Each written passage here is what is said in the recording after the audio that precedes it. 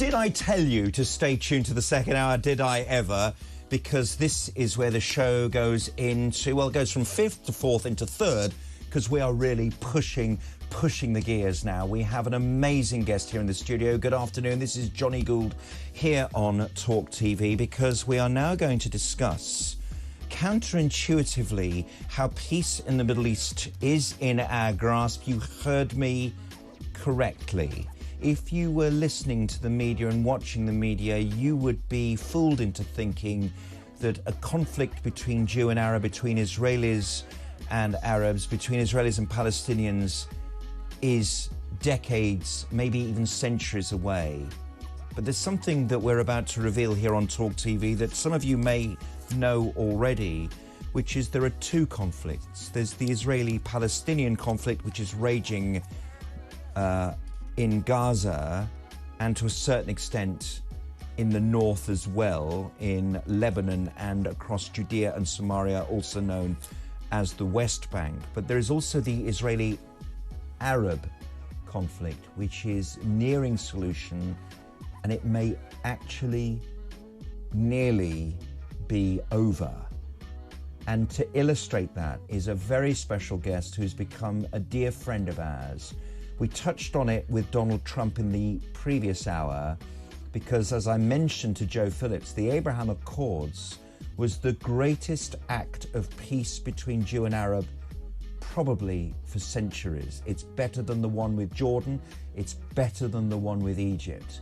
The Abraham Accords is a warm relationship, and to prove that, my guest here in the studio is a Saudi-born Emirati by the name of Loay AlShareef. Welcome, sir. Welcome. Thank you so much, John. I was going to say welcome, John. Thank you so much, John. It's your show now. Thank you so much. It's your show.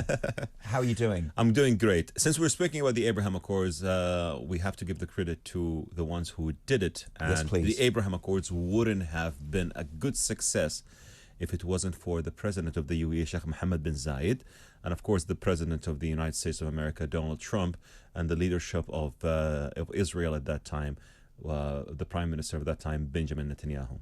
Indeed, men of great courage and bravery, and we'll say those names, Sheikh bin Zayed and President Trump and Prime Minister Benjamin Netanyahu, because these guys in this country and around the world get pelters, they get shouted at, but actually if you look at these things counterintuitively, it's the reason you and I are sitting here as friends with such warmth. Exactly. It's so simple to understand, and that's what I want to try and dedicate this segment of the program to.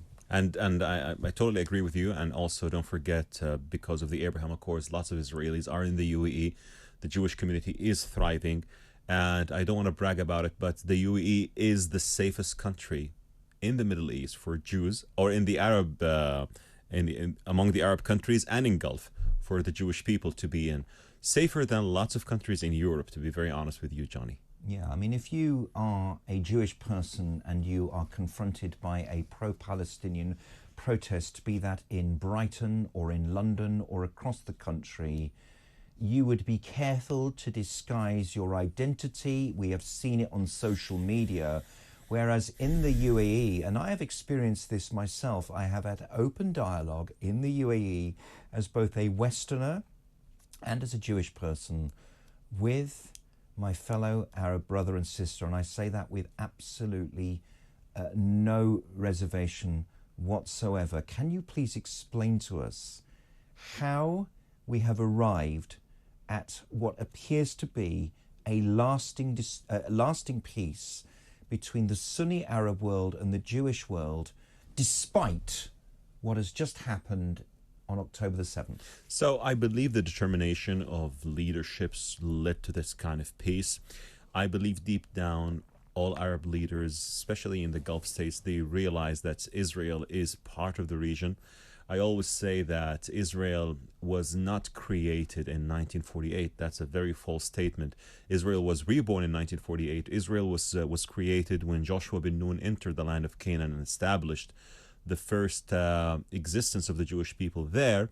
And now Israel is reborn. Israel is part of the region, and its integration in the region is very important. And everyone is looking to these facts differently, I believe. So this is why you have the Abraham Accords. The Abraham Accords it was named after our forefather Abraham to allow the children of Abraham, Ishmael and Isaac, to prosper, thrive, and succeed together in building the Middle East and making it a new Europe.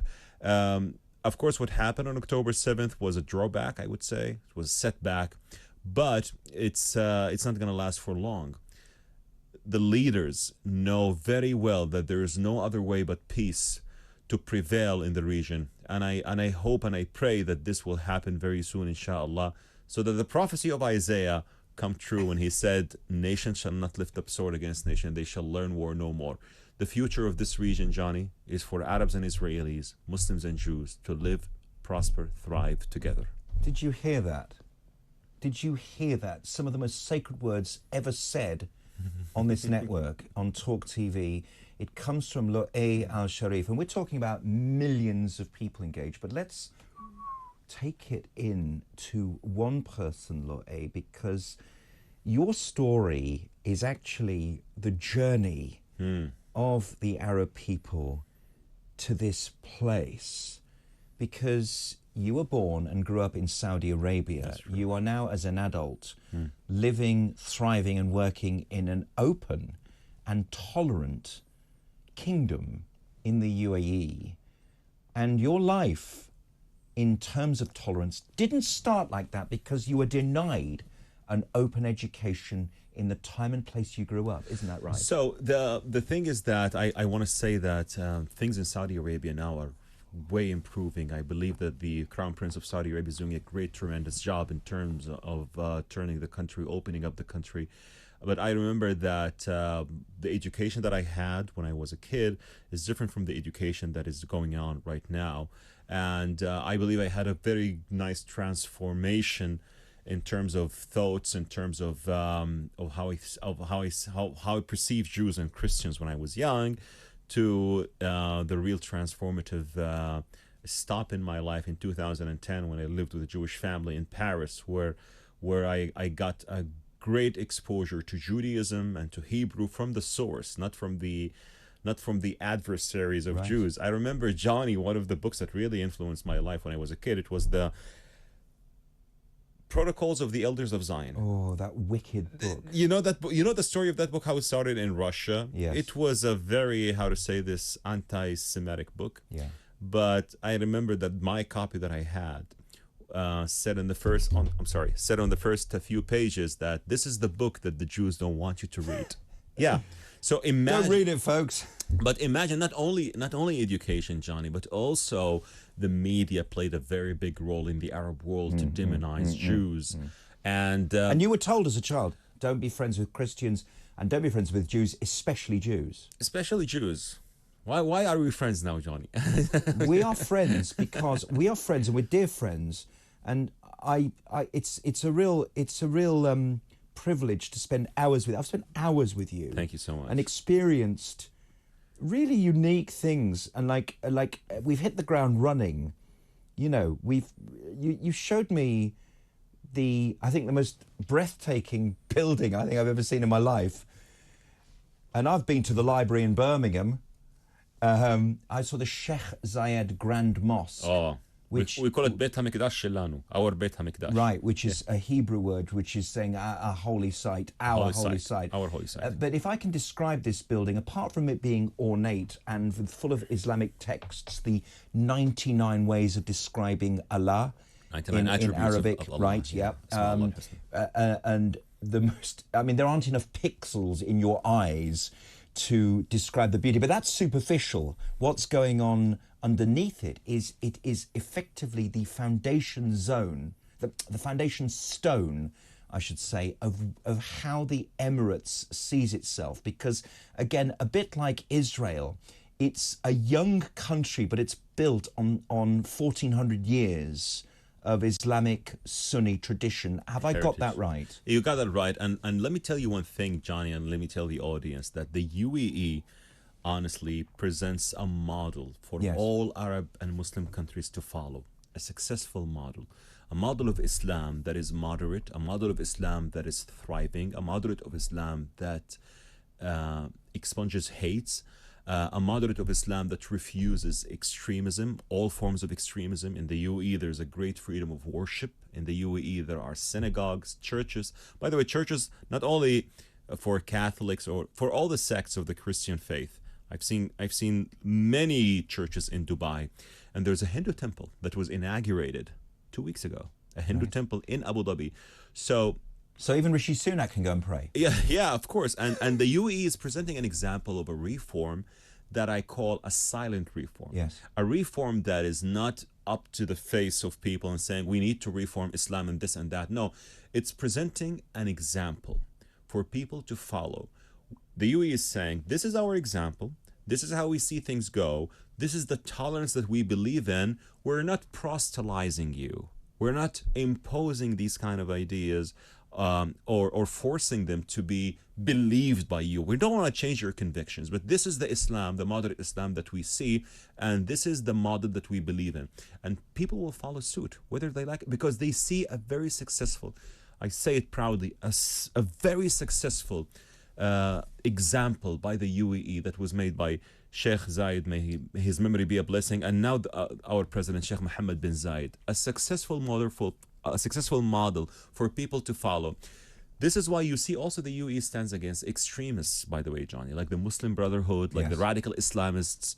They have no place in the UAE, and this is the model that it, in a way, proselytizes, even though it doesn't proselytize it by the word. Yes. Now, I know you're watching or listening to this, and we in a democracy are trained to question. We are trained perhaps to be over cynical, but I want you to carefully listen to the words of Loay and my own personal experience, where you go to a country which has adopted tolerance like this and an attempt, we're not there yet, an attempt at unity.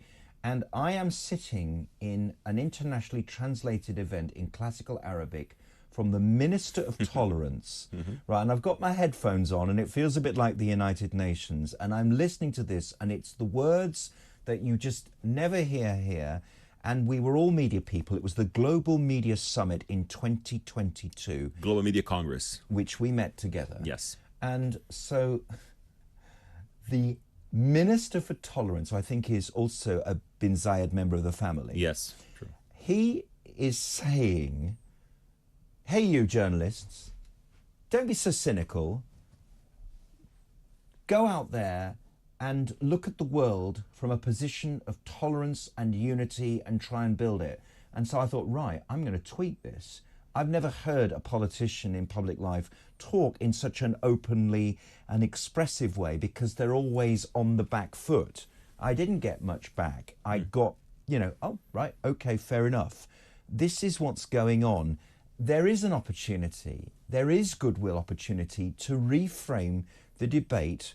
There really is. This sounds crazy, and this is the sort of debate that doesn't go on this station because we live in a democracy in the middle of a culture war in the West. But these things are happening around the world, and they are challenging a consensus in the UAE. Yes, true. And actually, to be very honest, you're speaking about the Ministry of Tolerance or the Minister of Tolerance.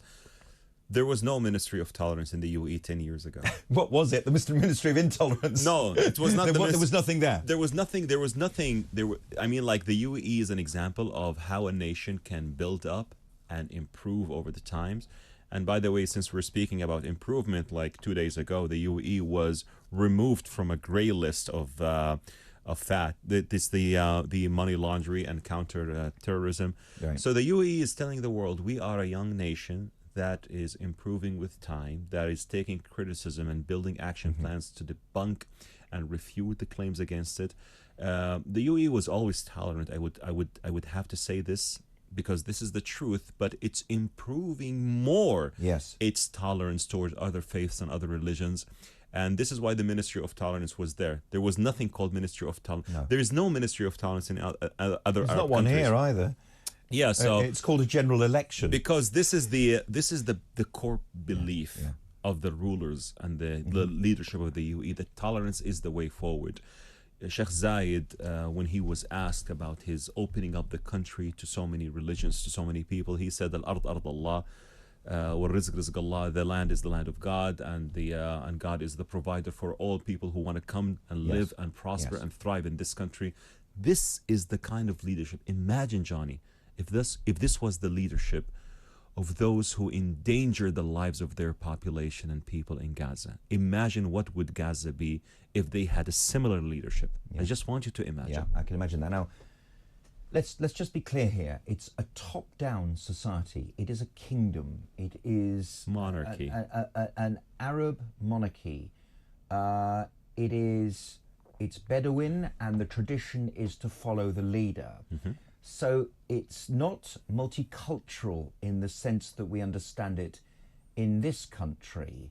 It is about the land belonging to all people, as God says, but of course the host culture is and remains and should be a Sunni Arab culture. That's what we're talking here. Yes, and I want to say one thing. Maybe people would say that we don't have a democracy. I totally agree and I understand that. But I want to tell one thing. The democracy is a model. Maybe it's suitable for you, but it's not suitable for me. I'll tell you later. We don't know about that. So, I'm just saying to people who criticize and say, but you don't have democracy or freedom of, how to say this, speech. Well, we have something called, we know the red lines between tolerance and over-tolerance. I believe that we see lots of things that are happening in the UK, if you allow me to say this, Jonny. Yes. Because of the over-tolerance. You are here in a week where Islamists and their supporters projected onto from the river to the sea the Elizabeth Tower of our lovely Queen who passed away not so very long ago. May be a blessing, inshallah. Yeah, amen. We don't say that kind of stuff here because religion is kind of frozen in public discourse. But I'm glad you said that because we love our Queen. And on the Elizabeth Tower, which was named for her in her last 2 years, it had a call for the genocide against Jewish people from the river to the sea. Has anyone been punished for that? I don't think so. No, but it's like I really hope that the British people understand the magnitude of the slogan and what it really means. What does it mean, Loay? Plus, I hope that they know where are the river and where are the seas, because I've seen interviews that were very embarrassing. Not in the UK, but worldwide. People who were chanting the slogan don't really know that it means the complete annihilation of the Jewish people and the full destruction of Israel. It has no other meaning. This is the true meaning of from the river to the sea. But back to my point, I wanted to tell you, Jonny, that it's true there is no democracy. It's true there are so many things in the UAE are different. But I want you to see what the leadership made this country into. What did they make the UAE into? So this is a very important question. They made it into a paradise. They made it into a haven for 200 plus nationalities who want to live there and they don't want to leave. So this is why the people, they sincerely love the leader, Sheikh Mohammed bin Zayed and his brothers. And this family that made and turned this piece of land into a paradise to every people, to all people, and to everyone who wants to follow suit a successful model. If you want to have a successful model to follow suit, look at the UAE. And this is not just a propaganda exercise for the UAE. It's not. It's not. It's the truth. This is where Loay AlShareef comes from. This is why we have become friends over many years. Loay is just here for a week and he has given me so much time here, and it's a privilege to have him here in the studio. We don't often have his ability to actually physically be here. We can't transmute him here, but the calls are open. I want you to challenge Loay AlShareef on the phones now. 0344 499 1000, text at 87222. You know to tweet us as well at TalkTV and at Jonny Gould, and look up Loay AlShareef on X and you'll see that he's got nearly 200,000 followers as well. And we'll be back with more discussion on peace between Arab and Jew, between the UAE and Bahrain, Morocco and Israel, right after this. 0344 499 1000, your opportunity to talk to Emirati peace activist Loay AlShareef. And while so many people in the West and the East have run for cover after October the 7th, that date being the day which in Israel they're calling Black Sabbath, the day where 3,000 Hamas terrorists burst through a security wall, hand glided into sovereign Israel and rampaged through a peace music festival, slaying hundreds of young people. And that wasn't enough. They then went into Sderot, the biggest town in the south of Israel, and shot at people, RPG'd moving vehicles, let themselves into flats and murdered people inside their homes, went to a smaller town called Ofakim and slayed people, to Kibbutz Be'eri and Kibbutz Nahal Oz, small agricultural communities in the Gaza envelope. By the way, that name is a part of Israel, the Gaza envelope. It's the area just around where Gaza is. And murdered 1,200 people. We're still not even sure of the exact number. It's believed to be 1,120, and we still have, I think, 134 hostages incarcerated in Gaza, and they are remembered at all times. And while we remember the hostages, Loay, it's also important to remember the IDF soldiers, because they're not the same as, for example, British soldiers who enlist to fight. There are 300,000 reservists. So yesterday, these guys who were dressed up in green uniforms, they were pizza delivery guys, or they were computer operators. These guys are civilians, and they are called up to fight. You know, they aren't all elite guys, and their people are losing their lives just like the hostages are. I think that's a really important thing to say, that the sympathy shouldn't just be with the Palestinian people as well, the victims who are in Rafah, who are in and around the cities, who are victims to Hamas's terrorism, to the hostages, but also, I believe, to the IDF soldiers as well. I believe really, Jonny, that this war, this ugly war, has to end the right way. This ugly war has to end. Has to end in a way that that would lead to that would lead to not repeating October 7. This war can end today, by the way. This ugly war can end not today, not this hour, not this moment. Now. Now. How? If Hamas lays down its arms, release all the hostages. This is the only way for this war to end.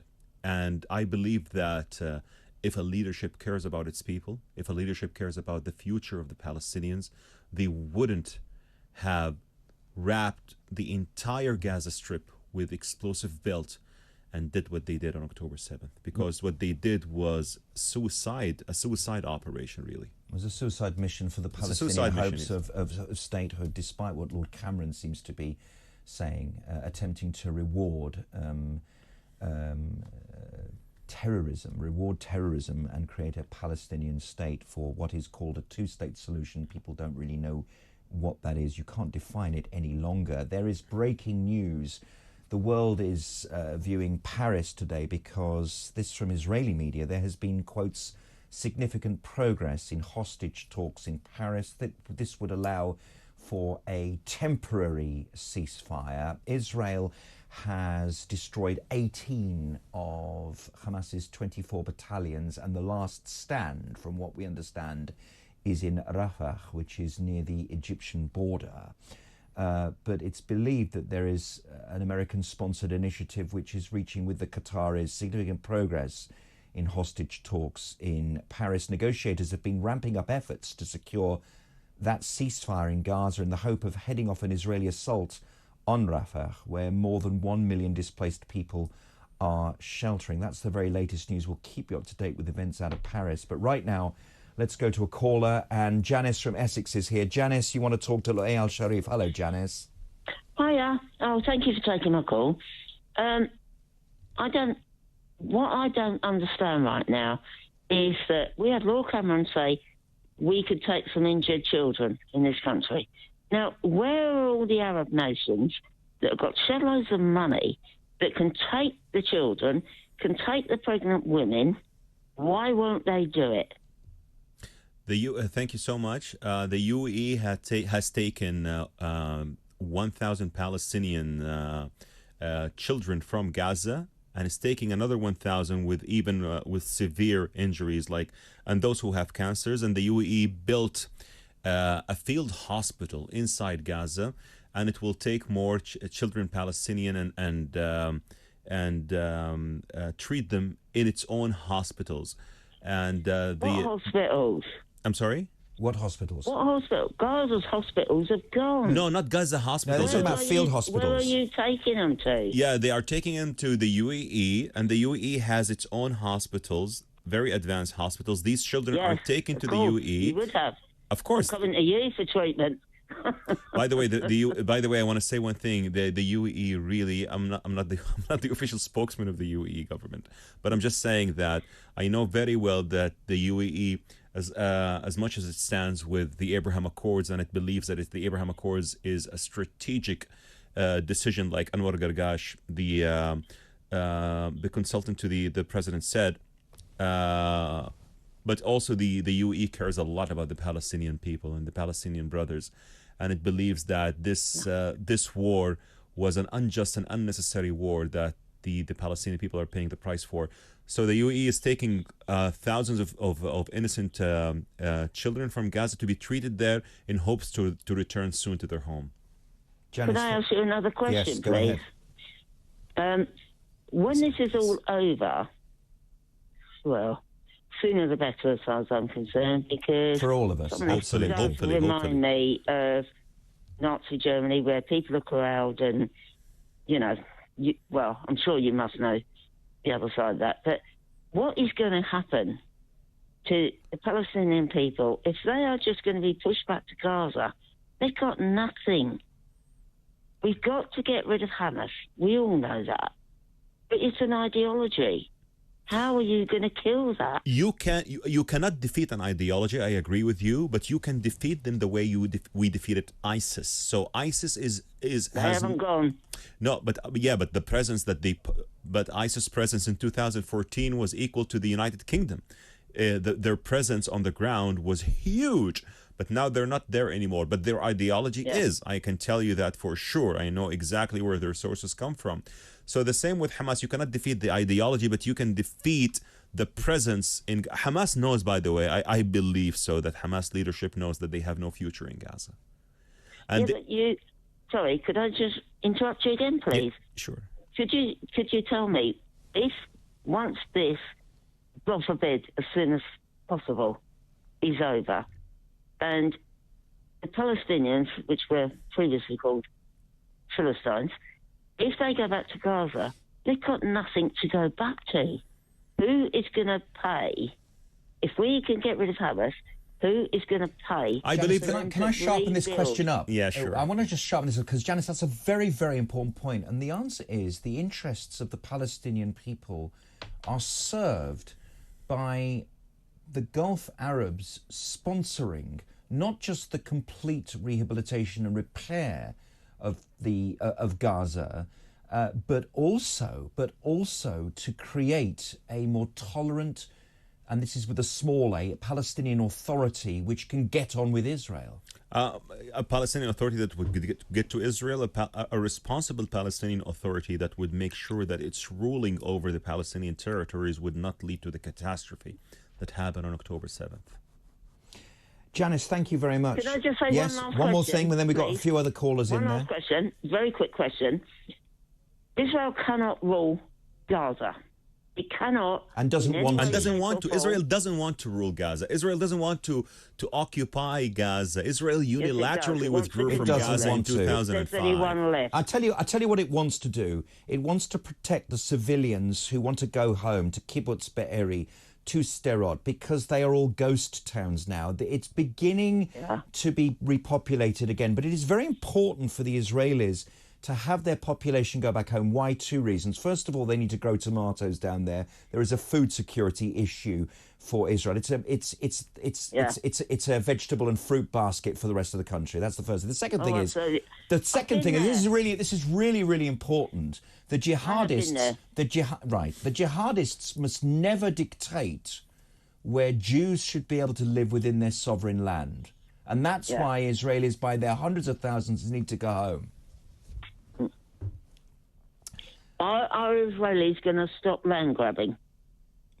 Israel is not interested in land grabbing. Listen, Janice, thank you. They're doing it now. They're not doing it now. Listen, Janice, thank you very much. Listen, I'll tell you what, Susan in West Sussex is on the line. Susan, welcome. Oh, good afternoon, Jonny, and good afternoon to your Arab friend. Loay AlShareef is here. Good afternoon to you. I'm just so pleased to hear you talk about peace. And, you know, it hurts me deeply that how our British Jews are treated by all these attacks on them since all these people have come over to our country on these small boats. And, you know, our British Jews feel so unsafe in this country, and it saddens me deeply. But you talking about the peace, it sounds wonderful. It really does. But you would this peace with the Emirate, what was it called? The Emirate? The United Arab Emirates. Yeah, the United Emirates. Weren't they talking about that when, and that is why Hamas attacked Israel? Because didn't they want to destroy that? Hamas didn't want to destroy the peace between the United Arab Emirates and Israel. I believe Hamas wanted to destroy the potential peace between Saudi Arabia and Israel. Yeah, that's what they wanted. They didn't want it. They wanted to destroy it, didn't they? Yeah, of course. But I agree that we have to get rid of Hamas. And I agree. I don't like all the killing that's going on, but no one does. I stand by Israel that they have to defend themselves. Absolutely. It's absolutely essential as a sovereign nation when you have an attack like that. Yeah, I agree with you, Jonny. I agree with you. I want to say something to the caller, if you allow me, Jonny. Now we are approaching Purim. Purim is a festival where the Jews are celebrating their survival from Ahasuerus. Ahasuerus was a king with authority who could have stopped the problems that were happening to the Jews, but he did not intervene enough, and he let Haman and the mob control what's happening. If this caller, the lady who is just talking to Susan, yeah. she's right about her concerns, and I say I'm not a British citizen, so I'm a guest to this country, so allow me to say this, Susan. There has to be some sort of a good enforcement of law against those who are making troubles and intimidating the Jewish people. Yeah, they have to. Everybody has the right to live. Of course, but the intimidation against the Jewish communities, because I have lots of Jewish friends in the UK, and it's not fair to be a British citizen and to be intimidated in your own country. Yeah, I agree with you. Yeah, because of your faith. Yeah, it's you know, we all live together, and you know, and this was never like this. Only when all these people come over on the boats, and it's changed our country, and I don't like it. But if talking of peace, it sounds so wonderful. Well, this is what we have to strive for, Susan, and this is why Loay has become such a friend, not just to the Jewish people, but to me personally. And when I found out Loay was coming here, well, I had to book quite a lot of time. He's got a few friends here, that's for sure. Yeah. And had to find time with Loay, and he's been extremely generous with his time, and it's a real. It would be nice if he could all get together with some Jews as well. Well, listen, he's spent a lot of time with Jewish people. I hope you haven't been upset by spending so much time with. I hope you've not been put off. I'm so happy to be friends with lots of Jewish communities here in the UK. But, does your friend, because he's friends with Jews, does he get attacked by anybody in this country? Good question. So far, not yet. I hope not. But I received lots of intimidation, Susan. But that shouldn't be. But it's wonderful, Jonny. But that doesn't. Wonderful show, Jonny. Thank you, Susan. That will not stop us from spreading the message of hope. Keep it going. We've got to stand up to these Islamic people. We've got to stand with radical Islamists. I would say, Susan. Yeah, because of course Loay is Islamic himself. I'm Muslim. We have to say radical Islamists. I would say. Yeah. Loay is radical, but in a completely opposite sense of the word. Radical in terms of peace. Yeah. I'm as not opposed radical to, at all, Johnny. you know what, the opposite. Well, I know radical in the completely good sense. the truest sense of the word in messages of peace. Right, we're just going to discuss here. Thank you very much for that, Susan. Thank you, Susan. London Mayor Sadiq Khan has responded to Lee Anderson's comments, the former deputy chairman of the Conservative Party, that comments that Islamists have got control of London and that the mayor had given the capital city away to, quotes, his mates. Let's just have a listen to this. Comments from a senior Conservative are Islamophobic, are anti-Muslim and are racist. We've seen over the last 2 days confirmation that over the last few months there's been an increase in anti-Muslim cases by more than 330%. These comments pour fuel on the fire of anti-Muslim hatred. And I'm afraid the deafening silence from Rishi Sunak and from the cabinet is them condoning this racism. And I'm afraid it confirms to many people across the country that there's a hierarchy when it comes to racism. Well, I regret the idea that there's a hierarchy of racism, which is one of the problems that we seem to have on the left, where some racisms are treated more seriously than others, and other forms of racism, like anti-Semitism, are reduced in power. And I think I want to quote Dr. Rakib Ehsan on this project, which is that when Lee Anderson and people like Suella Braverman make comments like London has become an Islamist centre, these are unserious comments about a very serious issue, because as Dr. Ehsan says, there are pockets of Islamic bullying, Islamist bullying within the country. But to suggest that an entire city is a caliphate or that they've got control of London is not a serious way of tackling what is a real problem, Loay. Yes, I totally agree, and this is there has to be a distinction between radical Islamists and normal Muslims or moderate Muslims. And I would add the third group, to be very honest, Johnny. I always say there are two groups, radical Islamists and moderate Muslims. We have to add a third group, brave moderate Muslims who speak up and who speak out against the atrocities that are made in their names. If you are just moderate Muslim who do not speak up against the atrocities that are made in the name of your faith, then you are really useless.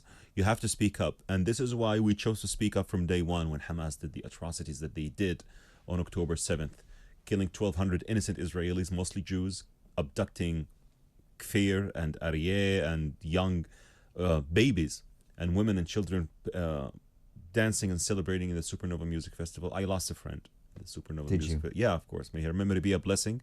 And we have also a friend of our great friend and Rabbi Elhanan Miller. His friend is Hirsch. Hirsch is also still hostage in Gaza. One of the videos that appeared, he lost his part of his hand, and we pray that for his release and for the release of the rest of the hostages. And no one is happy with what's happening in Gaza. The innocent Palestinians who are suffering, it's because of Hamas for sure, but no one is happy about prolonging this war. No one wants to prolong this war. No one wants to prolong this war. We talk about brave Muslims, and there's no one braver and dearer as a friend than the man here with me in the studio, Loay AlShareef. It's been an absolute privilege. Thank you so much, to have Johnny. you here in London and to have you here in the studio with me on this show. You've made this show blessed, and may this continue long after this show comes to an end. Loay AlShareef, thank you very much indeed for joining me here. Thank you so much, and I will be coming to the UK a lot, inshallah. May God bless this country and its leadership. Amen. Thank you very much, Loay AlShareef.